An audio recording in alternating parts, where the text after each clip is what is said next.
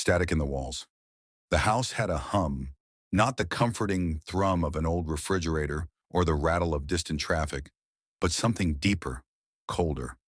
It was a faint, almost subliminal static, felt more in the teeth than heard by the ear, that seemed to emanate from the very drywall. Elias had inherited the place from his reclusive great-aunt, who died clutching a set of antique headphones. The house itself was a maze of dusty hallways and rooms that smelled permanently of ozone and dried lavender. He first noticed the sound on his second night.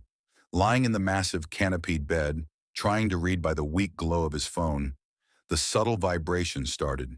It was like a radio station tuned a hair off the frequency, a constant, low-grade white noise that seemed to absorb every other sound in the room. The next day, he found the source.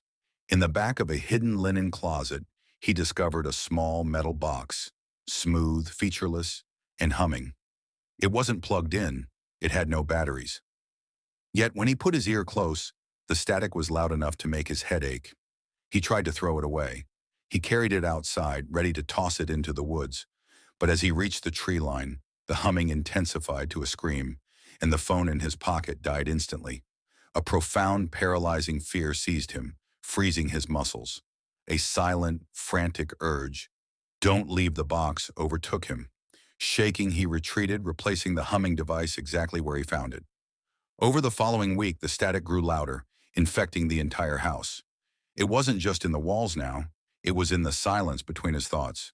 And then he started to hear things in it. Click, whisper, heavy, wet breath. One evening, staring blankly at a television screen of pure snow, the static had killed the cable signal. He heard a distinct voice cutting through the noise.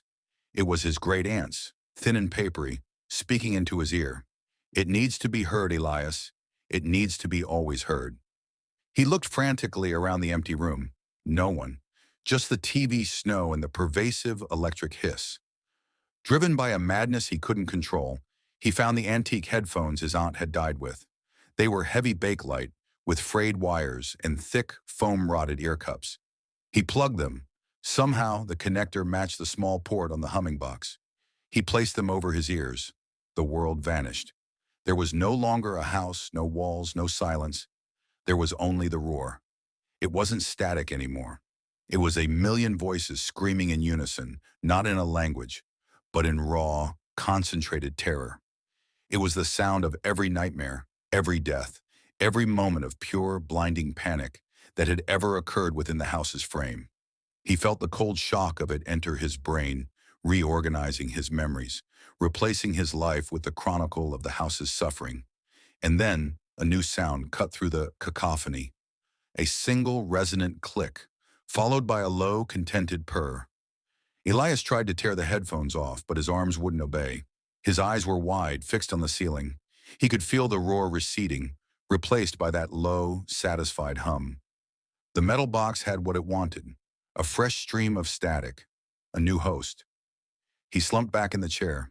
His own voice was the next sound he heard, very faint, very far away, caught in the box's endless loop. "It needs to be heard, Elias. It needs to be always heard." He sat there perfectly still, his body now just another piece of the furniture, waiting to be inherited, the headphones clamped over his ears, listening patiently to the low, cold static of the walls.